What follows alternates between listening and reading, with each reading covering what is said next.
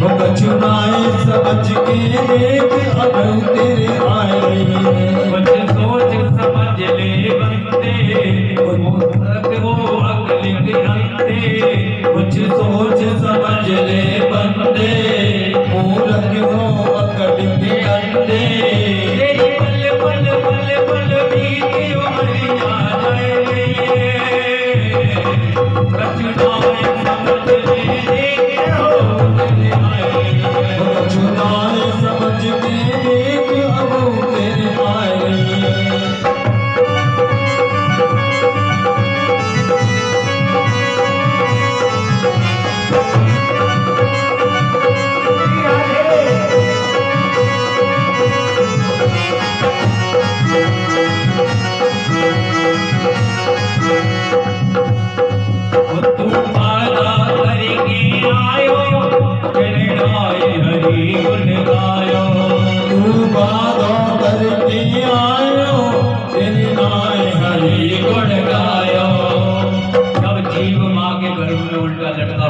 जब कहता है प्रभु परमात्मा मुझे बांट कान मैं तेरा भजन करूंगा पूजा पाठ करूंगा 100 बातें करता है लेकिन जहाँ आकर के सब भूल जाता है तू वादा करके आयो तेरा हरि गुण गायो तू वादा करके आयो तेरा हरि गुण गायो जागो माया में फंस के तेरे सारो जीवन गवायो जागो माया में फंस के तेरे सारो जीवन गवायो सब दुनिया या ईश्वर को भूली जाए कछुनाए समझ में दे अब तेरे आए कछुनाए समझ के अब तेरे आए रही है सोच समझ में बंदे मूर्ख वो अकल के अंधे कुछ सोच समझ में बंदे मूर्ख वो अकल के अंधे तेरी पल पल पल पल बीती उमरिया जाए रही है कछुनाए समझ में अब तेरे आए रही है कछुनाए समझ में अब तेरे आए रही है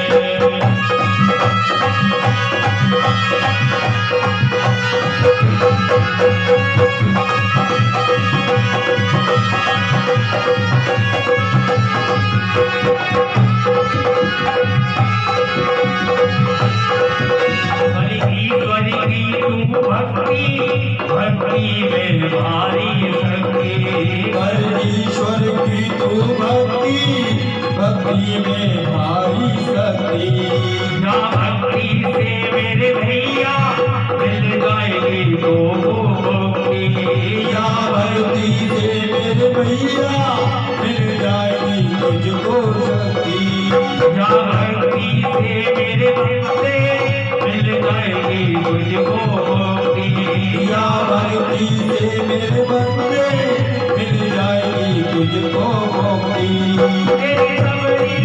तेरी सबरी उमरिया अब गिर जाए रही है कछुनाए समझ में अब तेरे आए कछुनाए समझ के अब तेरे आए कुछ सोच समझ में बंदे मूर्ख वो अकल के अंधे तेरी पल पल पल पल बीती उमरिया जाए रही है कछुनाए समझ में अब तेरे आए कछुनाए समझ के अब तेरे आए पाला मन सब खोयो भर नींद जवानी सोयो पाला मन सब खोयो भर नींद जवानी सोयो अब देख बुढ़ापो रोयो सब दीवन दे तू खोयो अब देख बुढ़ापो रोयो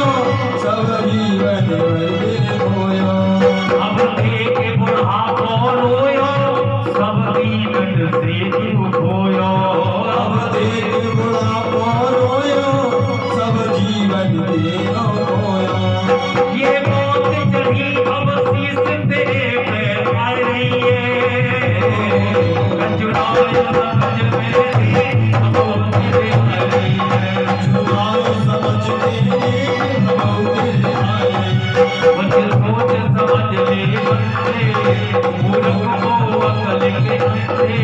कुछ सोच समझो बनते, मूर्ख हो अकल के बनते।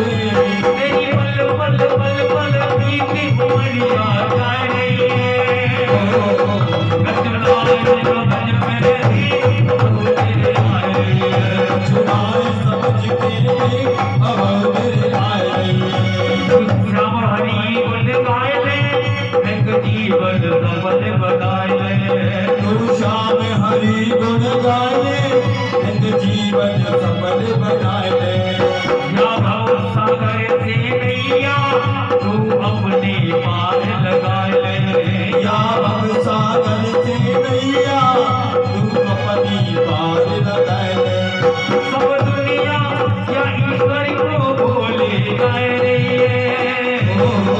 कचुनाए समझ मेरी अब तेरे आए रही है। कचुनाए समझ के अब तेरे आए रही है। कचुनाए समझ मेरी अब तेरे आए रही है। कचुनाए समझ के अब तेरे आए रही है। सोच समझ ले बनते, मूर्ख हो अकल के बनते। तेरी बल बल बल बल बीते उमरिया जाए रही है। कचुनाए समझ मेरी अब तेरे आए रही है। कचुनाए समझ के अब तेरे आए रही है। बोली वृंदावन हरि राज की जय जय श्री राधे। कपिल भगवान कहते हैं, बोले कि मां सुखी संसार में कोई भी नहीं है। क्यों? दीन कहे धनवान सुखी, धनवान कहे सुख राजा को भारी, राजा कहे महाराज सुखी, महाराजा कहे सुख इंद्र को भारी।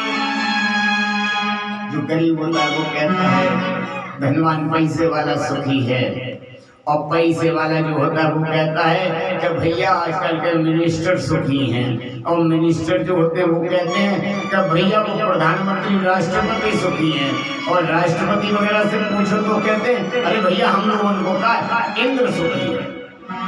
इंद्र कहे चतुरानन को सुख, इंद्र कहता मेरे को भी कोई सुख नहीं है, ब्रह्मा जी को ज्यादा सुख है। और ब्रह्मा कहे सुख विष्णु को भारी, ब्रह्मा जी कहने लगे बोले भैया मोटे ज्यादा सुखी तो विष्णु जी अपने आराम से समुद्र में पड़े रहे, नहीं तो मौज कर रहे हैं। और तुलसीदास विचार करे, अब तुलसीदास जी विचार करते हैं कि हरि भजन बिना सब जीव दुखारी, हरि के भजन बिना सभी लोग दुखी हैं, कोई भी सुखी नहीं है। और ये सत्य बात है। हम लोग क्या समझते हैं, क्या डल्लब के गद्दे पर सोना सुख है? क्या एसी में सोना सुख है? कोई सुख नहीं है। क्या बच्चा जब गर्भ से बाहर आ जाता है तो उसको सुख मिलता है? उसको भी सुख नहीं मिलता, क्योंकि उसको खटमल काटते हैं छोटे छोटे से, है वो ना कह सकता, केवल रो नहीं रोना लगा रहता है। लेकिन होता क्या है, जो मेरे कन्हैया का आदेश होता है केवल वही होता है और कुछ नहीं होता है। जिस समय पर बुढ़ापा आ जाता है अपनी जिंदगी को बिताते बिताते, तो फिर क्या होता है कि एक दिन हमको काल डस लेता है और हम मृत्यु के मुंह में चले जाते हैं। पुनरपि जन्मम पुनरपि मरणम पुनरपि जननी जठरे शयनम। फिर वही होता है कि पुनः मरते हैं, जीवित होते हैं, फिर माँ के गर्भ से पैदा होते हैं, फिर वही स्थिति आती है।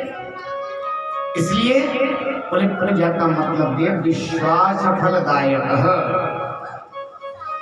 भगवान कपिल कहते हैं, बोले कि माँ किसी भी प्रकार से कन्हैया के भजन का गुणगान करना चाहिए, नाम का गुणगान करना चाहिए, कैसे भी करो और भगवान के नाम का गुणगान करो। तुलसीदास जी ने भी यही कहा है। भावे को भावो अनख आलस भावे को भावे अनख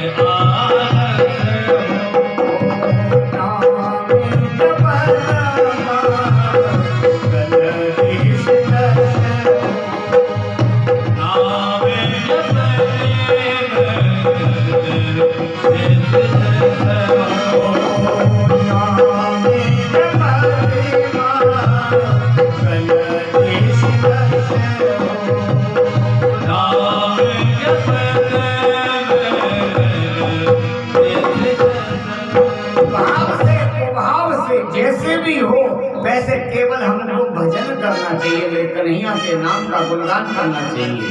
क्यों? जिस समय पर किसान खेत में बीज बोता है ना, तो वो ये नहीं देखता कि बीज टेढ़ा जा रहा है या उल्टा जा रहा है या सीधा जा रहा है, उसको तो केवल बोने से मतलब होता है। और जिस समय पर पौधा निकलता है तो वो पौधा सीधा निकलता है।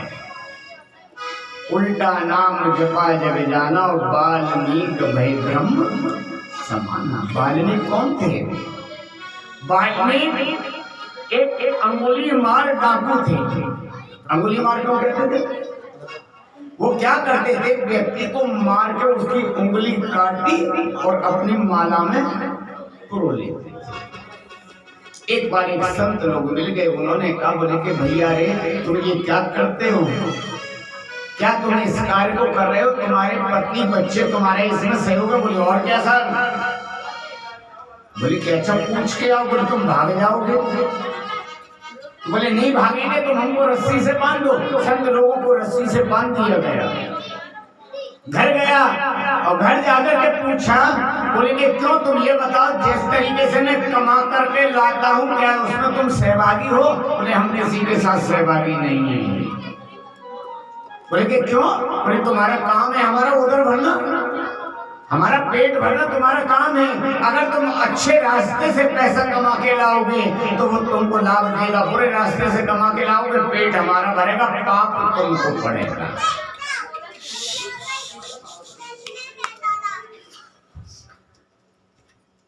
पाप तुमको पड़ेगा। तब उसने सोचा, बोले कि ये तो मैं बड़ा अत्याचार कर रहा हूँ। गया संतों से कहा, बोले कि मेरे को क्षमा कर दीजिए, मुझसे बड़ा अपराध हुआ, अब क्या करना चाहिए? तो कहने लगे संत लोग, अगर तुमको अपना कल्याण करना हो तो राम का नाम जपो। राम नाम मंत्र दे दिया। अब जैसे ही राम नाम मंत्र दे दिया, संत लोग चले गए। मैं कुछ काम में लग गया, भूल गया कि मेरे को क्या नाम दिया था। अब उसने क्या किया? और तो सब कुछ भूल गया। अब मन में सोच रहा है मरा मरा मरा। अब तो मरा मैं, अब तो मेरे पाप की जो गठरी मेरे सर पे रखी है, अब तो मर जाऊंगा। तो बार बार यही उच्चारण करने लगा, हाय मरा मरा मरा मरा मरा। और मरा मरा कहते कहते उसके मुखारविंद से राम राम राम राम राम राम शब्द आने लगा। भगवान ने उसको स्वयं साक्षात दर्शन दिए। इसलिए उनका नाम वाल्मीकि पड़ा। वाल्मीकि मम्मी नहीं थे। ये लोग जो कहते हैं ना कि हमारे वाल्मीकि जी, नहीं, उल्टा नाम जपा जग जाना, वाल्मीकि भय ब्रह्म समाना, जिन्होंने रामचरितमानस को लिख दिया। तुलसीदास जी ने तो बाद में उसकी व्याख्या करी, ये सबसे पहले तो रामचरितमानस को उन्होंने लिख दिया। परमात्मा का चिंतन करो, परमात्मा का कीर्तन करो, और जितना करो उतना ही आनंद आता है। जितना आप हर चीज को आनंद से लेंगे उतने ही तुमको आनंद की अनुभूति होगी, और मेरा कन्हैया आपको खूब आनंद देगा। और बोले कि माँ, सबसे पहले आप भगवान के साथ में कुछ संबंध बनाइए, और संबंध के साथ में जब आप संबंध बना लेंगे तो जब आपको आनंद की अनुभूति होगी। और भगवान का भजन करो। कैसे करो? अरे जिस देश में, जिस देश में, परदेश में रहो,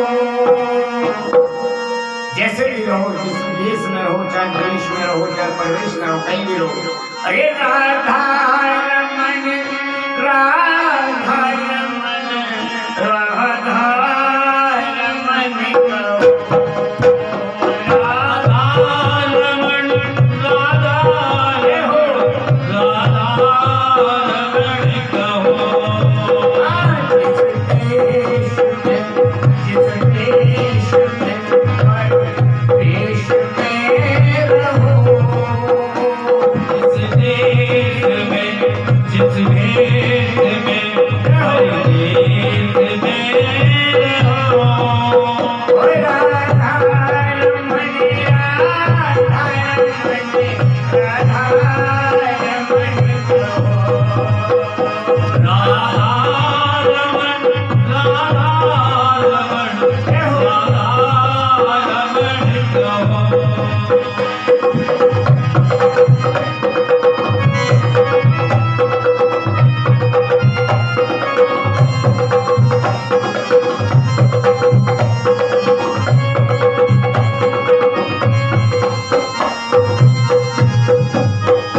जिस रंग में जिस ढंग में जिस संग में रहो। राधा रमन राधा रमन राधा रमन कहो। राधा रमन राधा रमन राधा रमन कहो। राधा रमन राधा रमन राधा रमन कहो।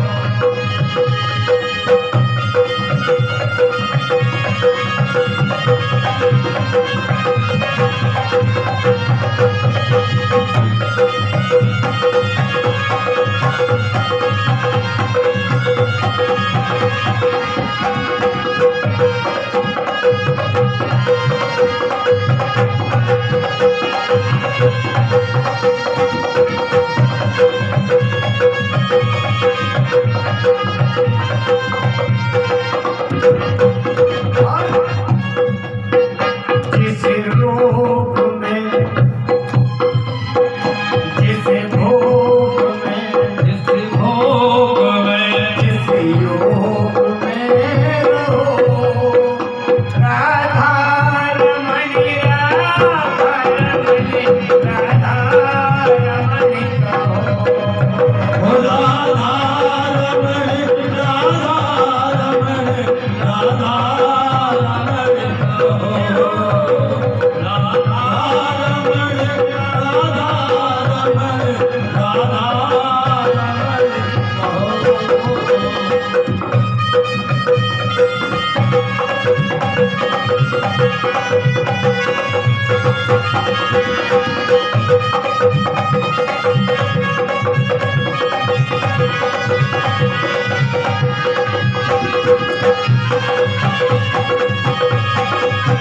शिवाय है तालियों की सेवा करते सबको।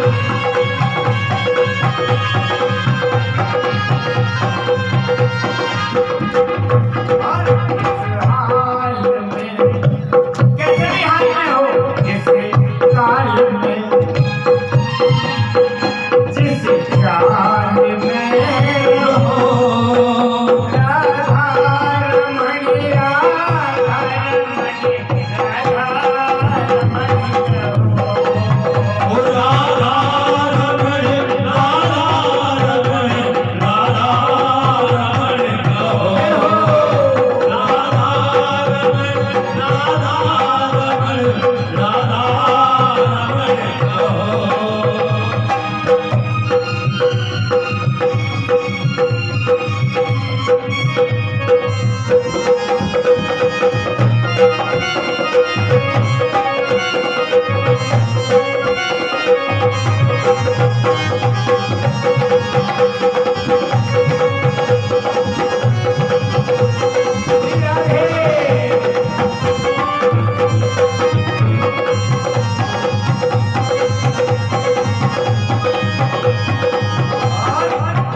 जिस धाम में कोई धाम हो।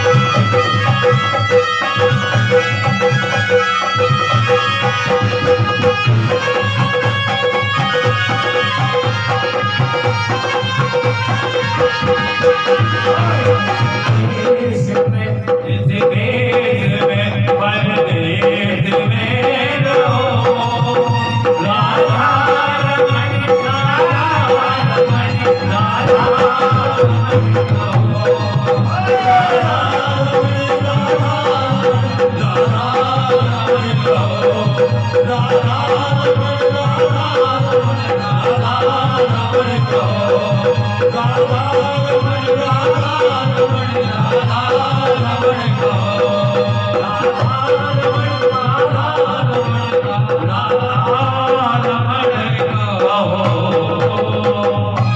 वृंदावन बिहारी लाल की जय हो।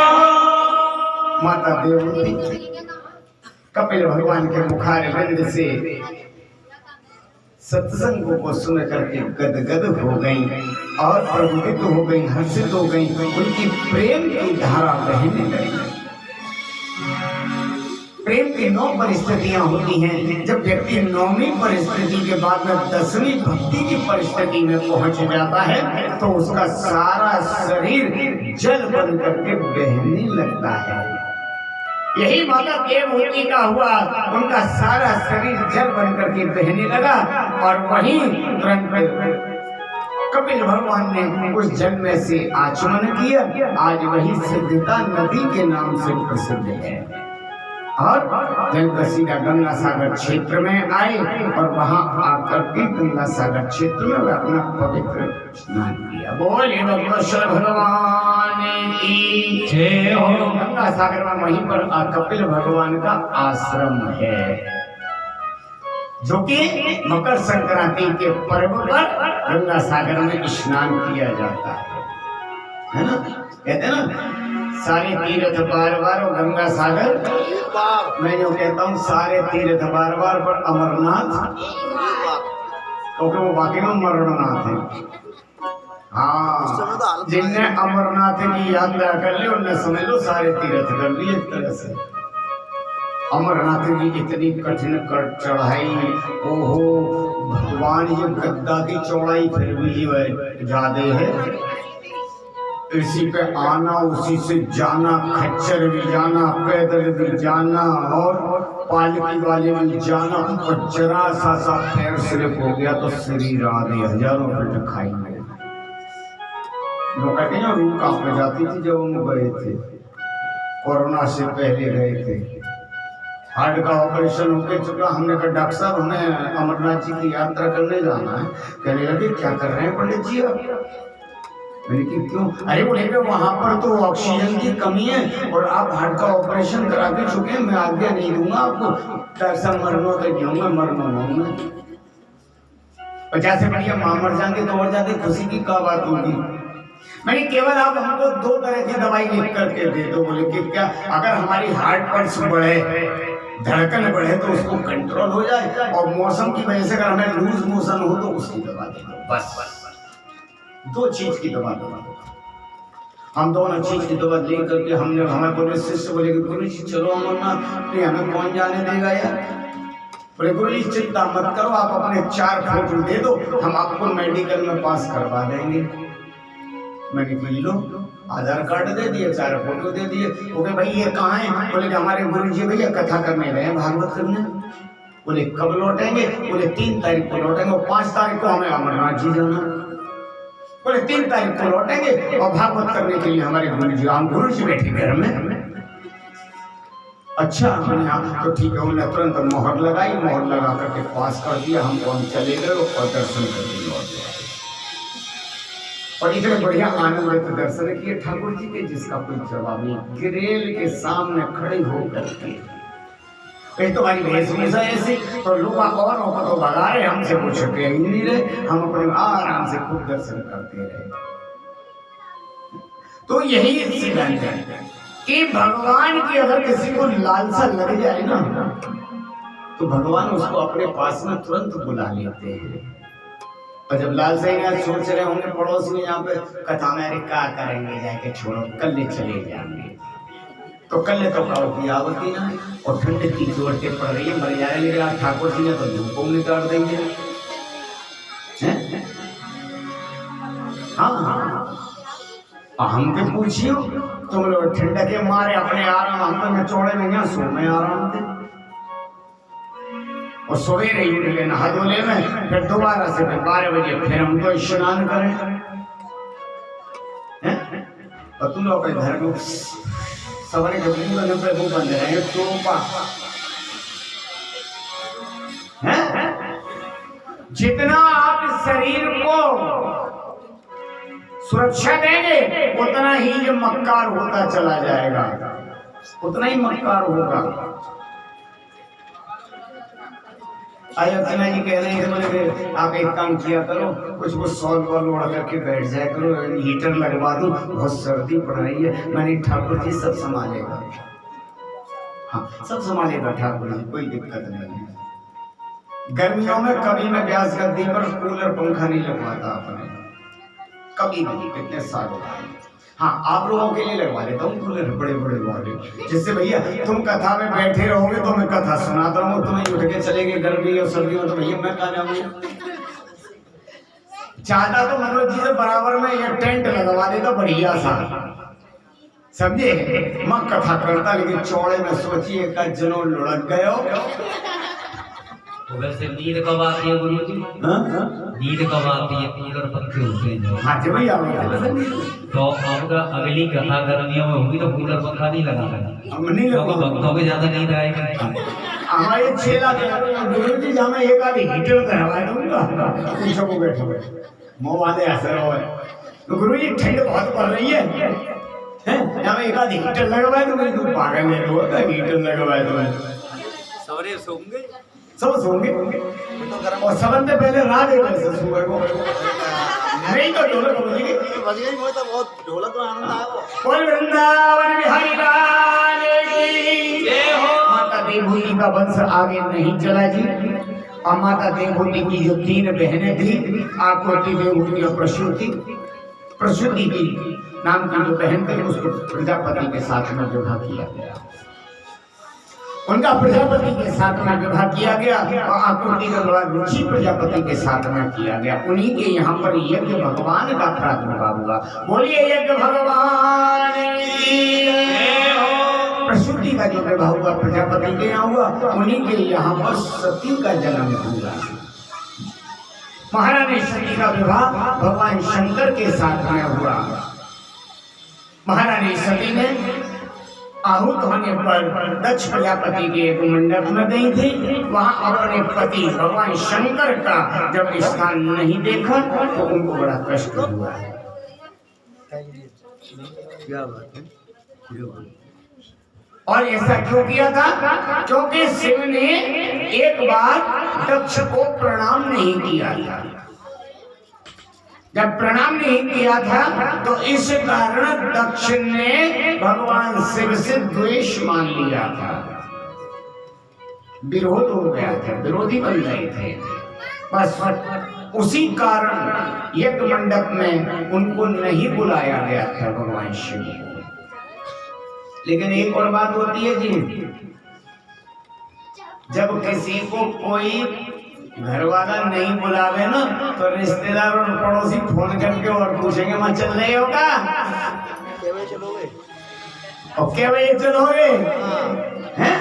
अब वो कहते कि हमें तो नौते ही ना आयो, नौते ही ना आयो। यही भगवान शंकर के साथ में हुआ।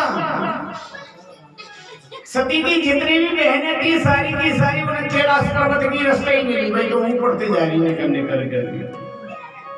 सती का बड़ा हृदय दुखी हो रहा था। कहा कि बोले कि हाँ सुनो जी, हाँ के पिताजी ने यज्ञ करवाया है और वहाँ चले। बोले नहीं सती। बोले कि क्यों? बोले तुम्हारे पिता के यहाँ से निमंत्रण नहीं आया, और जब निमंत्रण नहीं आया तो हमें जाना नहीं चाहिए। नहीं ऐसा है ना, वो भूल गए होंगे, हो सकता है उन्होंने फोन तो मिलाया होगा पर नेटवर्क यहाँ नहीं आए होंगे, इसलिए बात नहीं हो पाई। तो चिट्ठी तो भिजवा सकते थे। अब आप तो जानते हैं ना चिट्ठी अब आजकल कहाँ चल रही है, अब तो फोन से ही डायरेक्ट बात हो जाती है, वीडियो कॉलिंग हो जाती है, तो लेकिन नेटवर्क नहीं मिल पा रहे होंगे ना, इसलिए बात नहीं हो पाएगी। नेटवर्क तो मिलना है। बोले वृंदावन बिहारी लाल की। तो कहा भगवान शंकर ने, बोले कि नहीं देखिए नहीं जाना चाहिए, लेकिन पति की आज्ञा का उल्लंघन करके सती अपने पिता दक्ष के यहाँ पर चली गई। जब उन्होंने देखा कि मेरे पति का यहाँ पर कोई भी स्थान नहीं है, तो उन्होंने अपने सीधे पैर के अंगूठे से अग्नि को प्रकट किया और उसी में आहूत हो गई।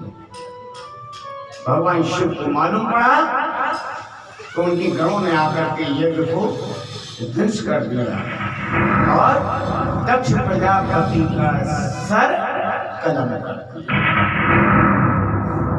भगवान शिव सती का शरीर उठा करके चल दिए, तो जहां जहां सती का शरीर गिरा वहां पर 9 पीठ बन गई, जिनको हम नवरात्रि की मां देवी मां कहते हैं।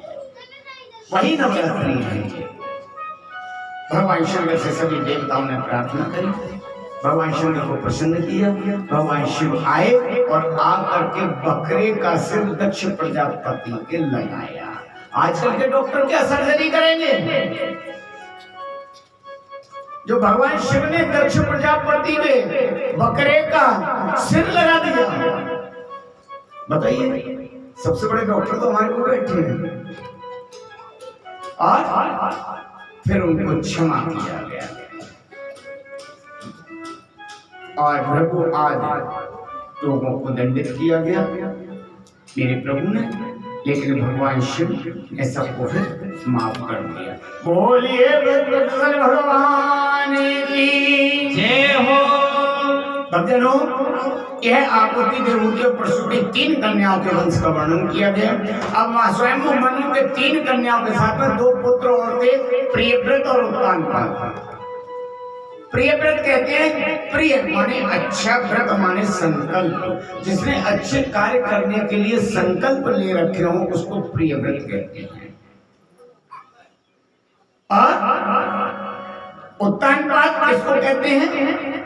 उत्तानपाद कहते हैं, उत्तान मतलब ऊंचा पाद माने पद, जिसको उच्च पद मिल गया हो उसको उत्तानपाद कहते हैं। प्रियव्रत और उत्तानपाद। प्रियव्रत हो उत्तानपादो सतरूपापते सुतो वासुदेवस्य कल्या रक्षां जगताय स्थितो। बोले राजा उत्तानपाद की पत्नी का नाम सुनीति है और वह एक दिन उत्तानपाद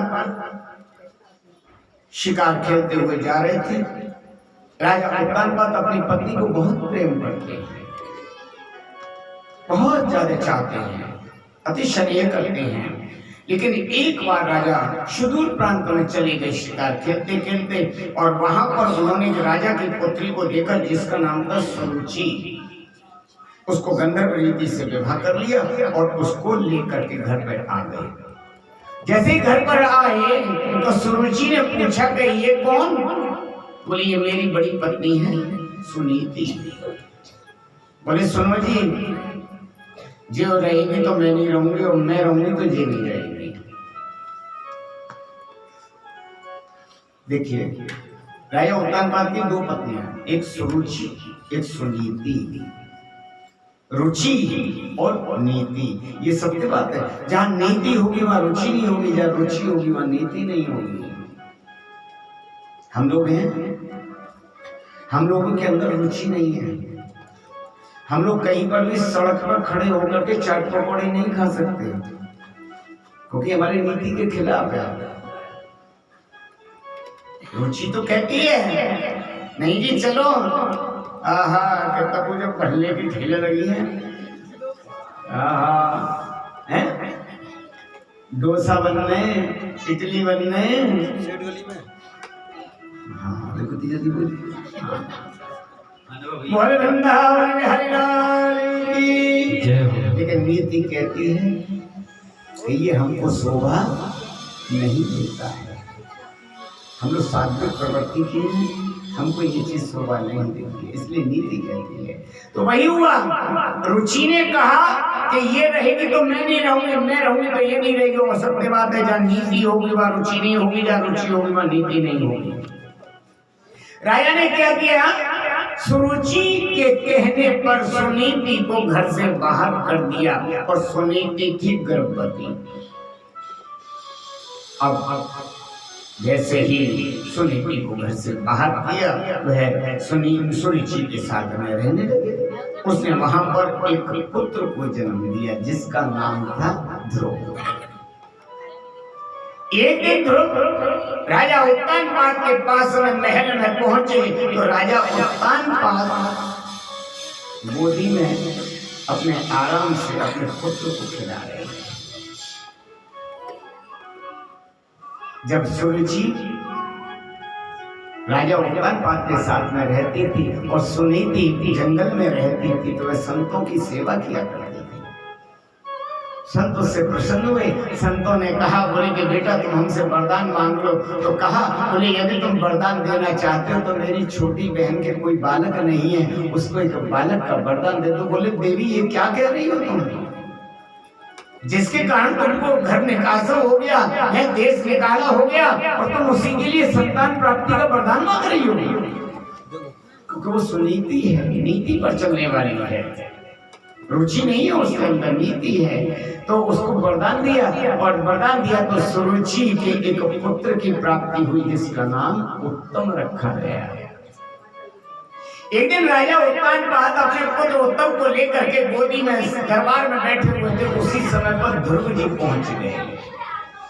अपने पिता की गोदी में बैठने के लिए इच्छा जाहिर करी, तो उसकी माँ ने, सुरुचि ने उसको हाथ पकड़ करके उत्तानपाद की गोदी से उतार दिया और कहा, बोले कि यदि तुम गोदी में बैठना चाहते हो अपने पिताजी में, तो अपने शरीर को त्यागो, ताकि मेरे गर्भ से जन्म लो, जब तुम अपने पिता की गोदी में बैठने के हकदार। वाह, आज सुरुचि को अपना गर्भ इतना सुंदर लगा, इतना ऊंचा लगा कि उसने ध्रुव को दुत्कार दिया। ये तो माँ होकर के दूसरी माँ के गर्भ को गाली दे रही है। ध्रुव जी रोते हुए घर पे आए और आकर के अपनी माँ से कहा, बोली कि माँ क्या उत्तानपाद मेरे पिता नहीं है? बोली कि क्यों बेटा क्या हुआ? बोली कि माँ ने ये कहा है कि तुम्हारे पिता ये नहीं है। मैंने कहा मेरे पिता यही है, तो कहने लगी तुम्हारे पिता तो ये, लेकिन मैं तुम्हारी माता नहीं हूँ। अगर तुम्हें उत्तानपाद की राजा की गोदी में, पिता की गोदी में बैठना है, तो तुम अपने शरीर को त्यागो और त्याग कर मेरे गर्भ से जन्म लो, जब तुम अपने पिता की गोदी में बैठने के हकदार। बोले सुन मेरी मैया कहे बालो सोचैया,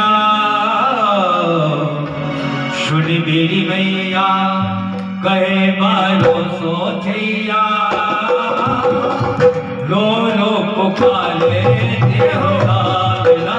सुन मेरी मैया कहे बालो सोचैया, सुन मेरी मैया कहे बालो सुखनैया, लो लो पुकारे तेरो लाला। सुन मेरी मैया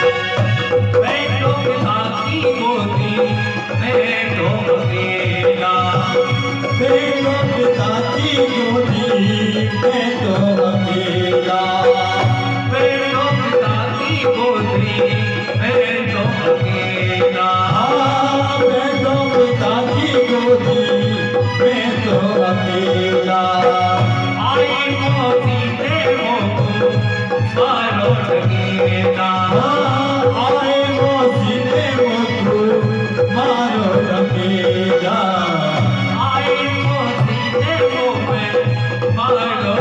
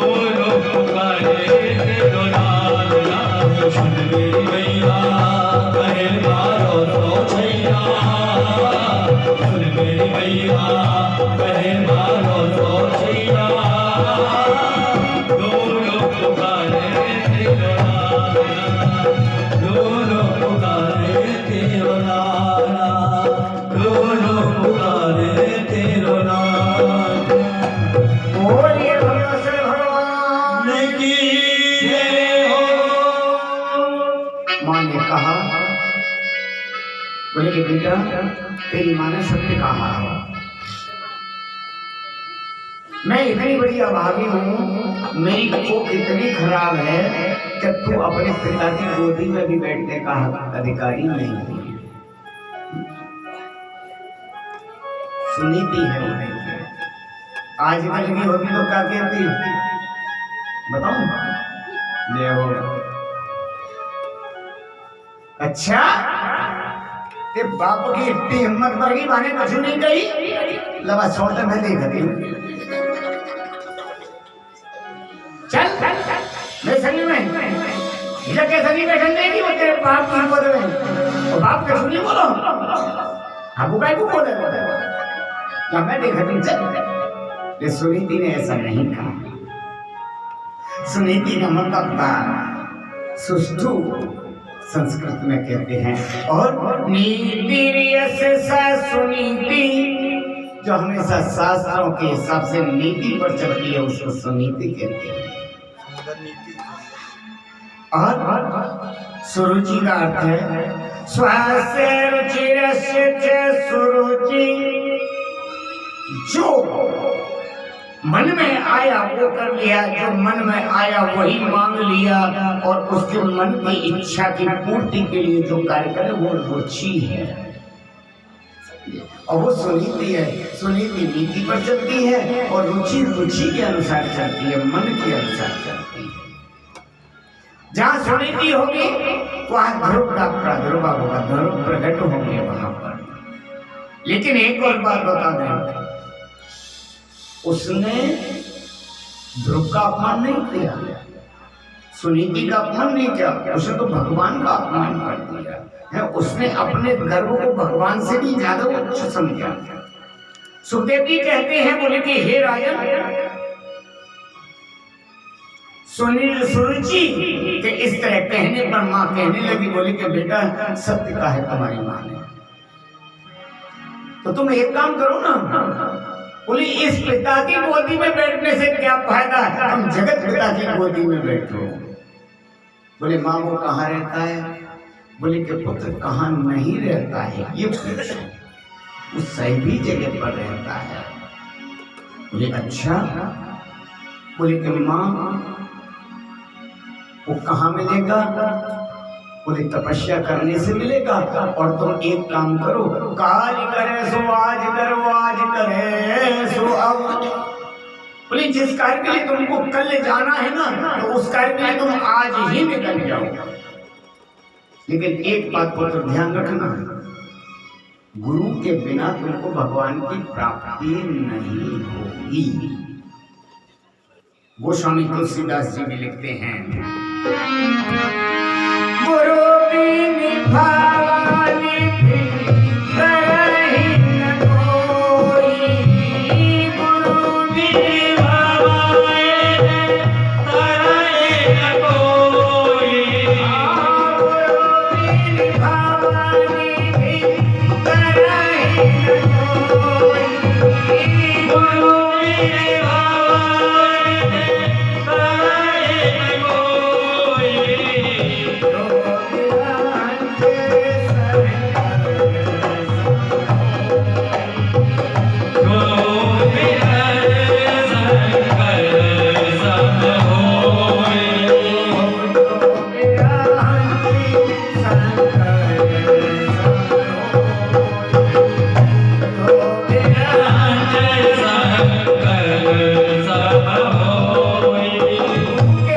बिन भवसागर से पार नहीं हो सकता।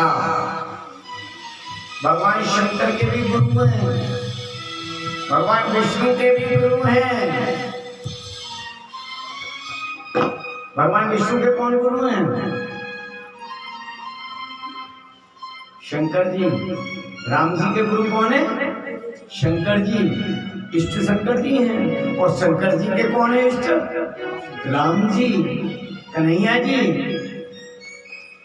जब बताइए भगवान शंकर जैसों ने अपने गुरु बनाए हैं, राम जैसों ने अपने गुरु बनाए हैं, तो वो कहते हैं कि गुरु के बिना भव सागर से पार कोई नहीं हो सकता। इसलिए अपने जीवन में गुरु बनाना परम आवश्यक होता है। परम आवश्यक होता है। और गुरु का मतलब क्या है? गुरु शब्द क्या है? गु माने अंधकार और रू माने प्रकाश। जो हमको अंधकार से प्रकाश की ओर ले जाता है उसको ही हम लोग गुरु कहते हैं। देखो जी एक बात बता दूं, गुरु वो नहीं होना चाहिए, आएगी आगे कथा अभी। गुरु वो नहीं होना चाहिए जो देखे पैसा वालों गाड़ी में थे हम मोटर से ले फाको लावे वो तो हाँ अरे आई आई आई अच्छा अरे वाह आई आई आई बैठी बैठी। और जो बेचारा गरीब है गुरु को चेला वो देख गुरु जी को हम देख रहे महीने कर गुरु जी प्रणाम गुरु जी दंडवत गुरु जी बाके माउंट के गुना रे। गुरु ऐसा नहीं होना चाहिए। गुरु ऐसा होना चाहिए जो सबको एक समान दृष्टि से देखे।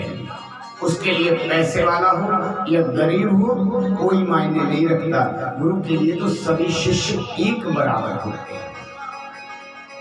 सभी शिष्य एक बराबर होते हैं। और जो गुरु भेदभाव अपने शिष्यों के साथ में करता है तो वो गुरु नहीं है, वो तो झोला भरा हुआ है। हाँ सीधी सीधी बात। वो तो ये देखता पैसे वाला कौन सा है तो वो गुरु नहीं है।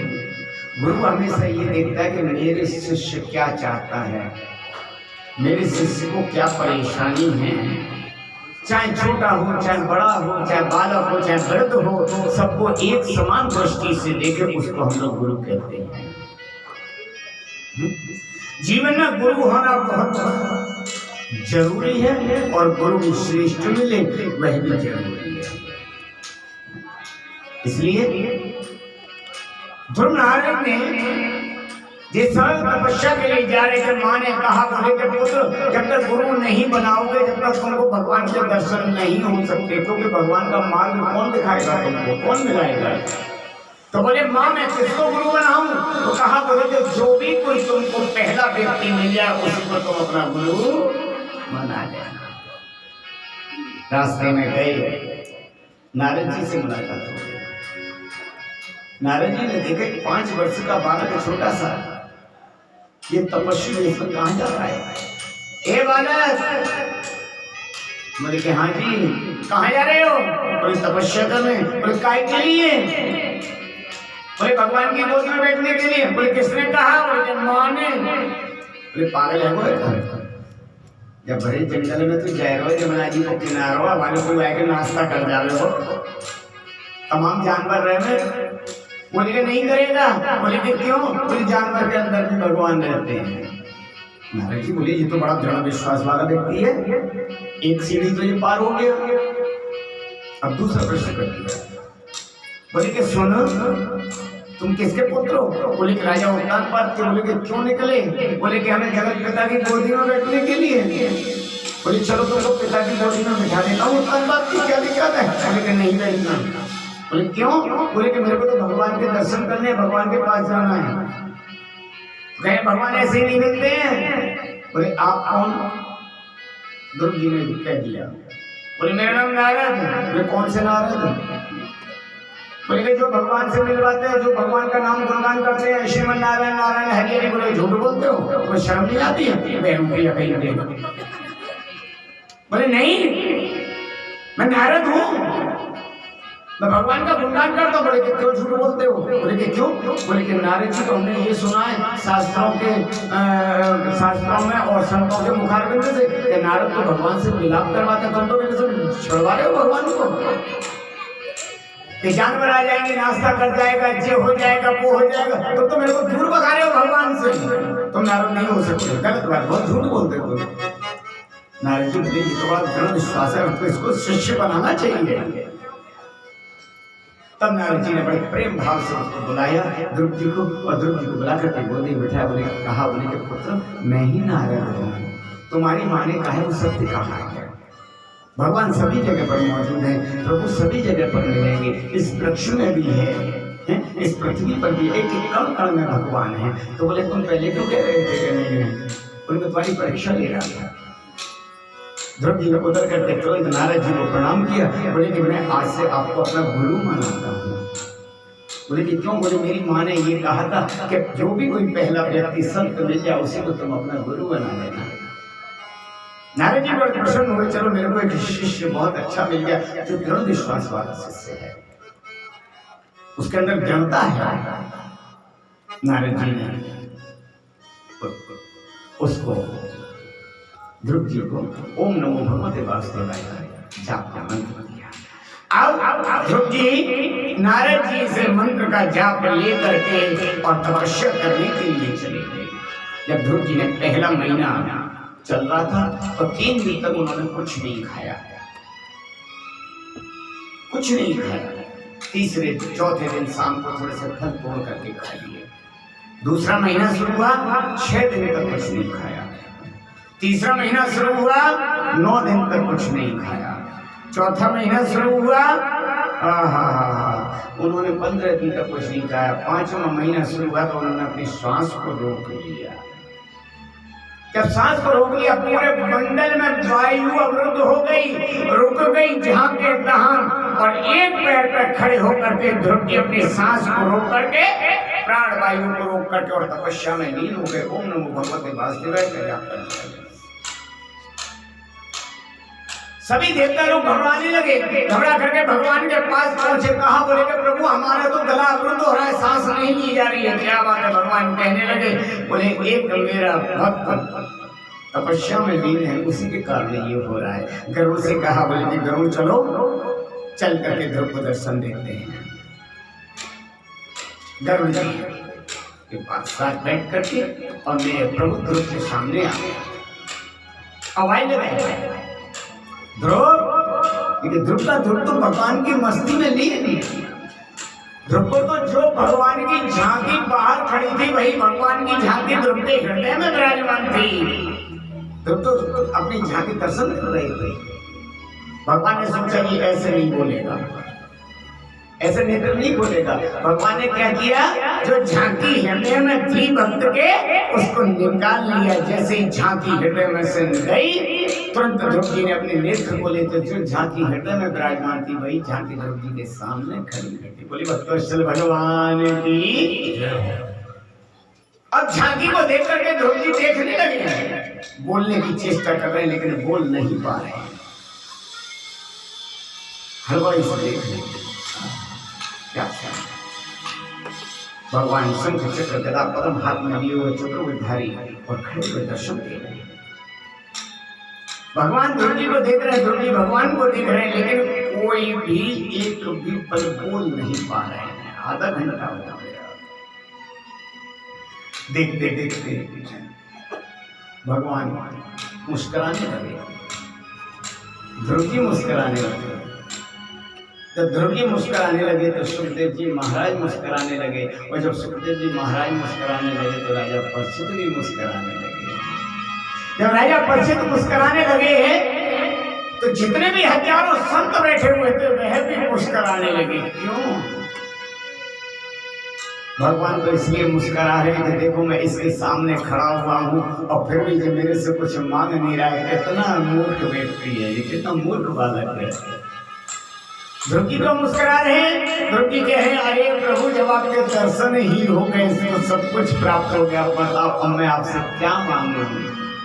और आज कल के होते तो जो कहते हाय भगवान, हमें मालूम होती भगवान आते तो हम लिस्ट बना के रखते ले जाते, हमें जी सामान चाहिए है?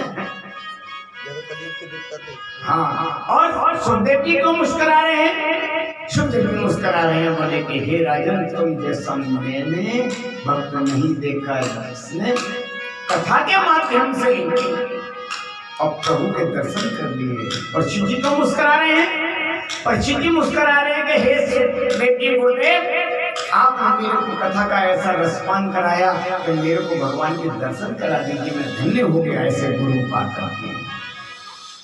संत लोग क्यों मुस्कुरा रहे हैं? संत लोग मुस्कुरा रहे हैं, हे राजा परीक्षित, तुम बहुत भाग्यशाली हो कि तुमने हम लोगों को भी भगवान के दर्शन करा दिए कथा के माध्यम से। धन्य है राजा, कितनी सुंदर, बड़े प्रेम के साथ में। लेकिन ध्रुव जी बोलना तो चाहते हैं पर बोल नहीं पा रहे हैं। ध्रुव जी के कपोल पर मेरे प्रभु ने अपने शंख का स्पर्श किया और जैसे ही शंख का स्पर्श किया तो तुरंत ध्रुव जी की वाणी निकलने लगी। ध्रुव जी कहते हैं आज मैं धन्य हो गया, मैं आपसे एक आशीर्वाद चाहता हूँ। लेकिन क्या आज आपने मेरी सोई हुई वाणी को जागृत कर दिया, जगा दिया है। हे प्रभु मैं आपके चरणों में बार बार वंदना करता हूँ, बार बार वंदना करता हूँ। ध्रुव जी कहने लगे जीव की वाणी हमेशा सुनती रहती है, ये तो जब मेरे कन्हैया की कृपा होती है तभी उसकी वाणी जागृत होती है।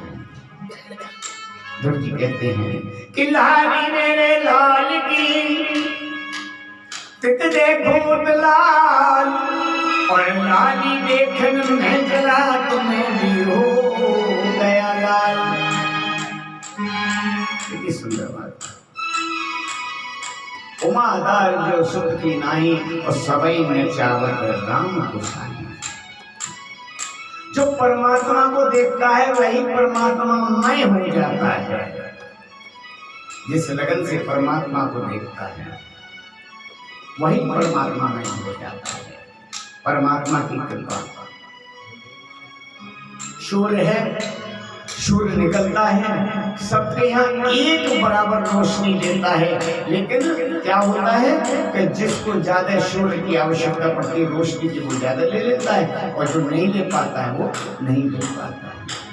बारिश एक समान सबके दरवाजे पर होती है, सबके घर में बारिश एक समान होती है। किसी का पात्र बड़ा होता है तो वो ज्यादा जल ले लेता है और किसी का पात्र छोटा होता है तो उसमें थोड़ा सा जल आ पाता है।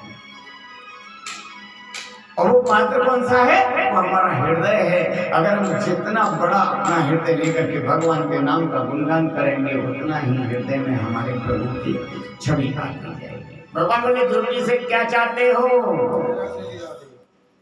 बोले कि प्रभु बस आपकी इतनी कृपा हो जाए कि संतों का आशीर्वाद मेरे को प्राप्त हो जाए और आपकी भक्ति मैं वृद्धि हो जाए, मेरा मन लग जाए। भगवान बोले जी तू पलट गया, ये तो पलट गया।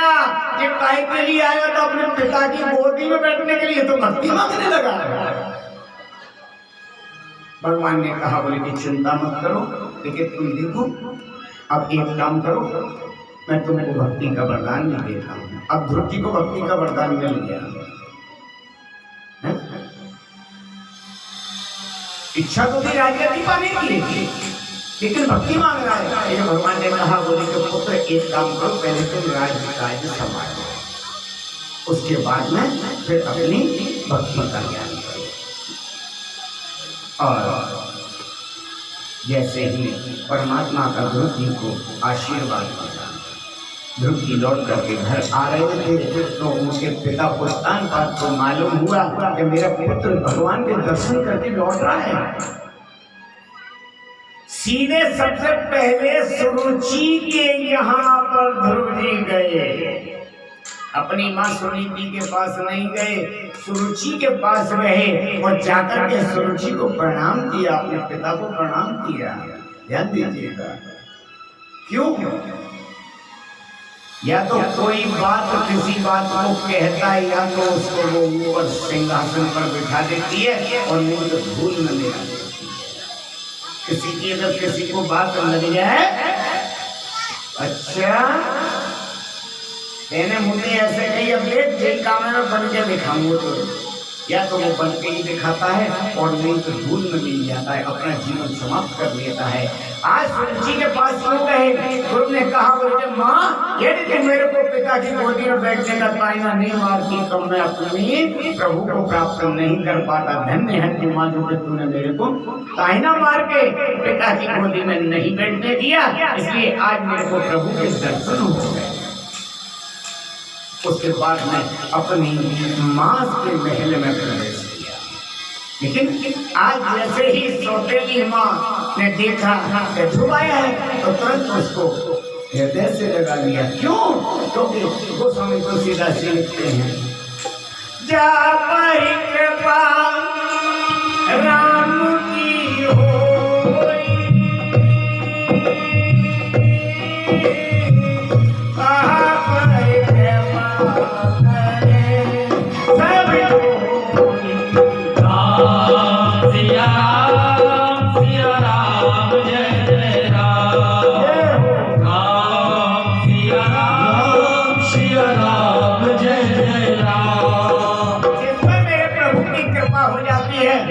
सभी लोग कृपा करने लगते हैं और जब प्रभु की फिर निगाह टेढ़ी हो जाती है ना तो अपने परिवार वाले भी उसको छोड़ करके चले जाते। परमात्मा से मिलने की जिसके मन में आकांक्षा लग जाए, जिसके मन में लगन लग जाए तो निश्चित है वो परमात्मा को अवश्य प्राप्त करता है। ध्रुव जी का छोटा भाई उत्तम जो सुरुचि का पुत्र है वह उत्तान ध्रुव जी को सिंहासन पर बिठा दिया, वो खुद तपस्या के लिए निकल गया। अब उत्तम क्या करता है कि वो इतना उद्दंड स्वात्मा है क्योंकि उसकी माँ कौन सी है? सुरुचि। वो नीति नहीं है जो कि बच्चे को नीति पर चलाए, वो तो रुचि है। इसके कारण उत्तम का जो स्वभाव था वो उद्दंड स्वभाव का हो गया। वह एक दिन जाकर के एक वन के बगीचे को उजाड़ने लगे। वहां पर बगीचे में कहा बोले कि ये कुबेर महाराज का बगीचा है, इसको उजाड़ो मती। वे यहाँ पर विहार करने के लिए आते हैं, लेकिन नहीं माना और उसने उस बगीचे को उजाड़ा। कुबेर के जो यक्ष थे उन्होंने उसको मार दिया उत्तम को। जब मार दिया ध्रुव जी को मालूम पड़ा कि उत्तम की मृत्यु हो गई और बदला लेने के लिए पहुंच गए। आज बदला लेने के लिए पहुंच गए, यक्षों को मारने लगे। जब यक्षों को मारने लगे तो क्या हुआ? सोच बोले कि भैया भैया भगवान के भक्त के तो लक्षण है नहीं। किसी से बदले की भावना लेना, किसी से बदला लेना, ये भगवान के भक्त के तो लक्षण है नहीं। भगवान का भक्त क्या करेगा? अरे ठीक है मत तो खा ध्यान दो, वो करेगा जैसा करेगा, ये तो ऊपर वाला हमारा देख रहा है, वो अपने आप उसको दंड देगा, उसको दंड देगा।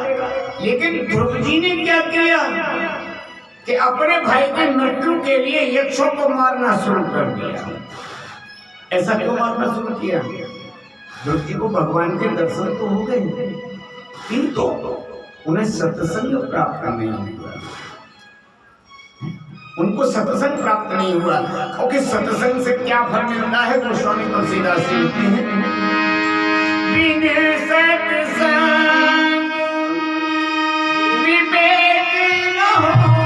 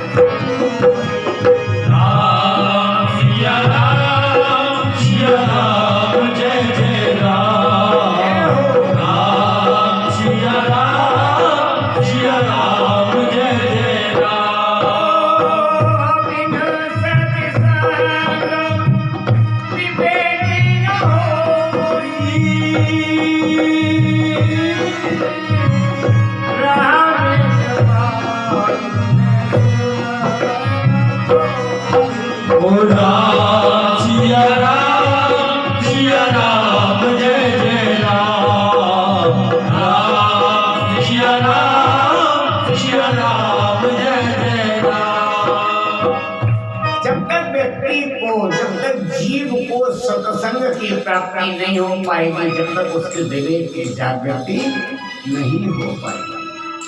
और सत्संग भी मेरे प्रभु की इच्छा के बिना नहीं मिल सकता। जब आपके मन में ये विचार आया कि चलो यहाँ भागवत कथा हो रही है, कथा को श्रवण करें आए, तो समझ लीजिए आपके हृदय में भगवान का प्राकट्य हो गया। जब यहाँ पर आप कथा श्रवण करने के लिए आप आए हैं, और नहीं तो बहुत से लोग इतने, कितनी कोठियां होंगी इधर, एक एक कोठी में से अगर एक एक भी व्यक्ति आएगा, एक एक, तो मैं समझता हूँ यहाँ की तो चलती क्या कोने तक में भी जगह नहीं मिलेगी। एक एक व्यक्ति भी आएगा तो लेकिन ये भी मेरे प्रभु के बिना सुलभ नहीं है। जब तक मेरे प्रभु की कृपा नहीं होगी, जब तक कोई भी नहीं है। और जिसको सत्संग का चस्का लग जाता है ना, आहा उसको तो कहने ही क्या, चाहे रबड़ी ना मिले, हाँ, लेकिन सत्संग मिल जाए उसमें ही आनंद की अनुभूति होती है। सत्संग का तो वो चस्का होता है। मनु महाराज आए और मनु महाराज ने ध्रुव जी से कहा, बोले कि बेटा ये तुमको शोभा नहीं देता है, तुम यक्षों को मार रहे हो, ये गलत बात है। अर्थ न धर्म न काम रुचि गति न जय हो निर्वाण, और जन्म जन्म रति राम पद यह वरदान आन। बोले कि ये अच्छी बात नहीं है। स्वयं मनु आए, मनु जी ने ध्रुव जी को उपदेश दिया, उनके हृदय में परिवर्तन आया और वह सर्व से छोड़ करके जंगल में चले गए और जा करके भगवान का भजन करने लगे। भजन करने लगे, जैसे ही भजन करते उनके परमात्मा के पार्षद आए, कहा, बोले कि आपको भगवान ने बुलाया है। जैसे ही ध्रुव जी रथ में बैठने को तैयार हुए, विमान में बैठने को तैयार हुए, उसी समय पर देवी जी आ गई। कौन? मृत्यु देवी। कहा, बोलिए ध्रुव जी कहाँ जाते हो? जो भी कोई पृथ्वी पर आता है वो मेरे पास आता है सबसे पहले, उसके बाद किसी दूसरे के पास जाता है। आप ऐसे कैसे चले जाओगे? भगवान के पार्षदों ने कहा, बोले कि इनसे कह दो कि ठीक है मैं आपके साथ आऊंगा, थोड़ा मैं झुके जाऊं। जैसे मृत्यु देवी झुकी, ध्रुव जी ने एक पैर मृत्यु के ऊपर रखा और विमान में विराजमान हो गए और भगवान के पास सशरीर चली गए। बोले भक्तेश्वर भगवान की जय हो। और आज भी ध्रुव जी अपने सबसे पहले चमकते रहते, सबसे पहले उदय होते हैं और सबसे लास्ट तक बने रहते हैं, कभी अस्त नहीं होते। आज ध्रुव चंद्रमा है, ध्रुव तारा दिखाई देता है, वही ध्रुव है। ध्रुव माने होता है अटल विश्वास, अटलता। वह अटल है, बिल्कुल अपने स्थान पर से वो छिपी नहीं, जरा भी हटे नहीं है। जिसके ऊपर मेरे प्रभु की कृपा हो जाती है उसकी तो बस सभी लोग उसकी बात बात करते हैं, उसके सभी लोग उसके ऊपर कृपा करते हैं। स्वयं मनु का उनको सत्संग प्राप्त हुआ, इसलिए ध्रुव जी ने अपना सब कुछ छोड़ करके और भगवान के भजन को चले। बोले भक्तेश्वर भगवान की। पूरी लगन हज से लगावे थे, जो होगा देखा जाएगा। जय हो।